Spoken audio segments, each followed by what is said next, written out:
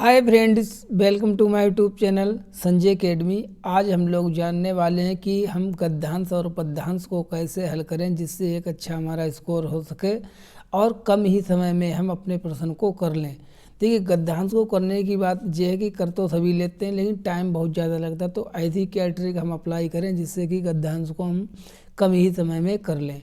तो देखिए, जो हमारा पेपर मिलता है तो पेपर का जो चौथा वाला भाग होता है उसमें जिन्होंने भी हिंदी को लैंग्वेज फर्स्ट के रूप में लिया होगा वो क्वेश्चन नंबर 91 से 120 तक करेंगे। इसमें सबसे पहले गद्यांश दिया होता है, फिर पद्यांश दिया होता है। कोई ज़रूरी नहीं है, कभी कभी पैडागोजी वाले भी प्रश्न आ जाते हैं। चलिए, अब हम जानते हैं कि हमको गद्यांश को कैसे हल करना चाहिए। देखिए, 2021 का पेपर है। एक अच्छा सा गद्यांश लंबा चौड़ा दिया गया है इसमें, और फिर इस पर आधारित हमको क्वेश्चन करने हैं। तो जनरली मैं बताऊं, लोग क्या करते हैं, कैंडिडेट क्या करते हैं कि सबसे पहले क्या है, यहाँ से स्टार्ट करते हैं, गद्यांश को एक बार दो बार पढ़ते हैं, फिर क्वेश्चन पर जंप करते हैं, पिकअप करते हैं। तो please don't do this that, ठीक है, इसको बिल्कुल भी मत करना। इस प्रकार से आपको कैसे करना मैं आपके लिए बता रहा हूँ, सजेस्ट करता हूँ। वैसे तो आप जैसे चाहें वैसे कर लें, बट आपको टाइम कम लगे, जिससे आप क्या करें, तो इसके लिए सबसे पहले आप गद्यांश को मत करें, मत पढ़ें। सबसे पहले जहाँ से गद्यांश के क्वेश्चन है, जैसे जो क्वेश्चन है तो जल्दी जल्दी स्पीड में स्कैन कर लीजिए क्वेश्चंस को। पहले क्वेश्चन को स्कैन कर लीजिए शिक्षक के उत्तरों से, उसके बारे में धारणा बनती है, सत्यवादी, प्रेरक, कठोर, हितैषी। इस प्रकार से देखिए, मैं आपको करके दिखा रहा हूँ। लड़की के अनुसार सब कुछ संभव है, ठीक है, लड़की, सच्ची प्रेरणा, अच्छा ठीक है। ऐसे मेन चीज़ें मलाई मिलाई खाते हैं, उसी प्रकार से गद्यांश में निहित संदेश है, अच्छा, मजाक, दयालु, ठीक है, ठीक, आश्चर्यचकित, मान लीजिए वो तो ग्रामर वाला हो गया। व्यंग्य किया, मेन चीज़ें, पौष्टिक खुराक, अच्छा ठीक है। जैसे ये है, तुम्हें खेलों में कौन सा भाग लेना है, भावार्थ की दृष्टि से उपयुक्त कथन है। तो इस प्रकार से जब आप जल्दी जल्दी देख लेंगे तो इससे होगा क्या, जब आप इन क्वेश्चन को जल्दी जल्दी देख लेंगे तब आपके दिमाग में ये बन जाएगा कि अच्छा, कोई शिक्षक है, लड़की की बात आई है तो शिक्षक है, लड़की है, कुछ ना कुछ माइंड में अपने आप वो जो है चीज़ों को कनेक्ट कर लेगा कि अच्छा, कोई लड़की है, कोई शिक्षक है, कठोर है, हितैषी है। इस तरीके से कोई बात चल रही है, लगभग कोई ऐसा जो है संवाद चल रहा है और इसमें व्यंग्य किया गया है।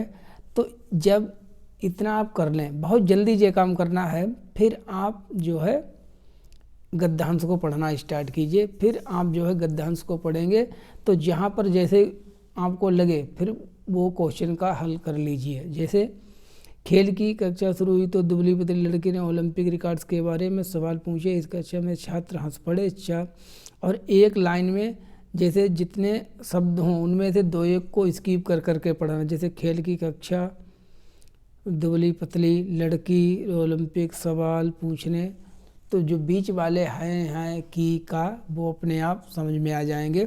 इस प्रकार से स्पीड बढ़ाइए थोड़ी सी, और ज़्यादा से ज़्यादा गद्यांश की प्रैक्टिस जो है पद्यांश की घर पर कर लीजिए। 4 साल की उम्र में ही पोलियो हो गया था, शिक्षक ने व्यंग्य किया। देखिए आ गया, शिक्षक ने व्यंग्य किया। तुम खेलों के बारे में जानकर क्या करोगी, तुम तो ठीक से खड़ी भी नहीं हो सकती हो। फिर ओलंपिक से तुम्हारा क्या मतलब है, तुम्हें कौन सा खेलों में भाग लेना है, यह सब जानना चाहती हो। उदास होकर लड़की चुपचाप बैठ गई। सारी क्लास उस पर देर तक हंसी रही। घर जाकर उसने माँ से पूछा, क्या मैं दुनिया की सबसे तेज धावक बन सकती हूँ। उसकी माँ ने उसे प्रेरित किया और कहा, तुम कुछ भी कर सकते हो, इस संसार में नामुमकिन कुछ भी नहीं है। अगले दिन जब खेल पीरियड में बाकी बच्चे से अलग बिठाया तो उसने कुछ वैसा किया। सवाली, दृढ़ निश्चय, सर, याद रखिए, अगर लगन सच्ची हो और इरादे बुलंद हो, जैसे ये चीज़ आ गई। अब देखिए, यहाँ पर ये बात कही थी इस लड़की ने। अब ये हमारा क्वेश्चन है 92। लड़की के अनुसार सब कुछ संभव है यदि सच्ची प्रेरणा, अच्छा प्रशिक्षक, सच्ची लगन और ऊंचा इरादा हो। तो देखिए, ये इस प्रकार से हमको करना है। तो सबसे पहले क्वेश्चंस को स्कैन कर लीजिए जिससे हमको मेन चीज़ पता चल जाए। फिर गद्यांश पर जाइए, गद्यांश को एक या बहुत हो सके तो 2 बार पढ़ लो बस, फिर आप उनके आंसर बनाए तो आपका आंसर जो है बहुत जल्दी हो जाएगा।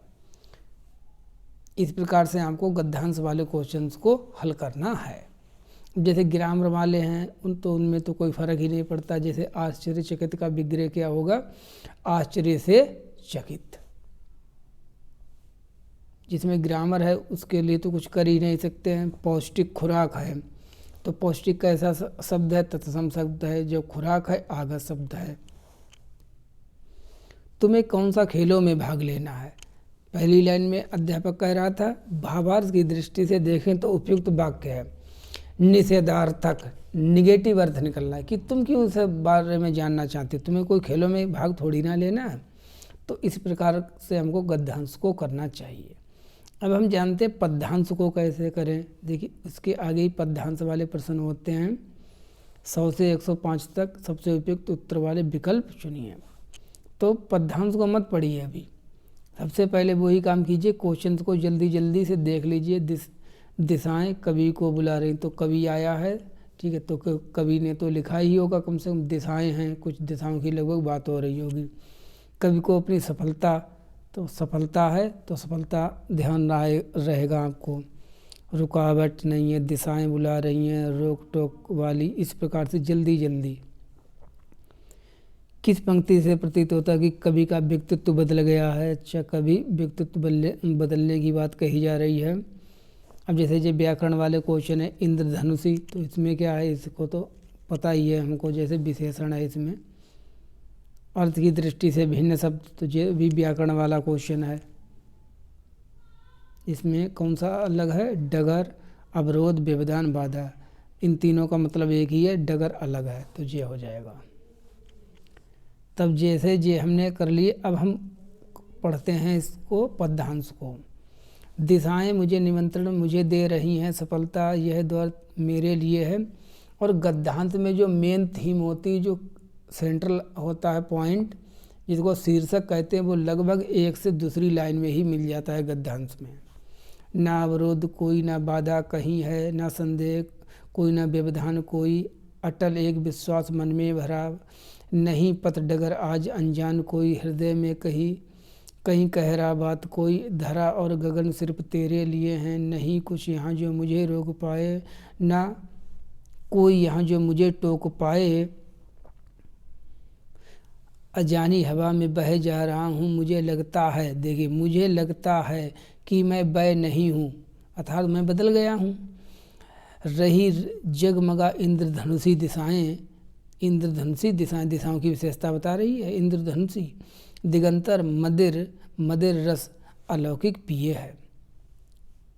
अब क्वेश्चन करेंगे, दिशाएं कवि को क्यों बुला रही हैं, कविता पाठ करने के लिए, ये तो हो ही नहीं सकता है।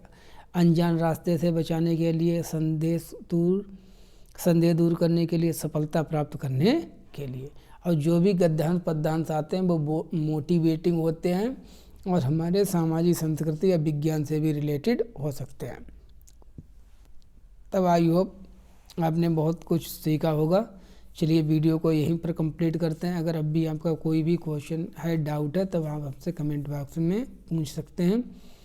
सभी लोग चैनल को सब्सक्राइब कर लें, जो भी लोग नए हों। क्लास को लाइक करें, शेयर करें।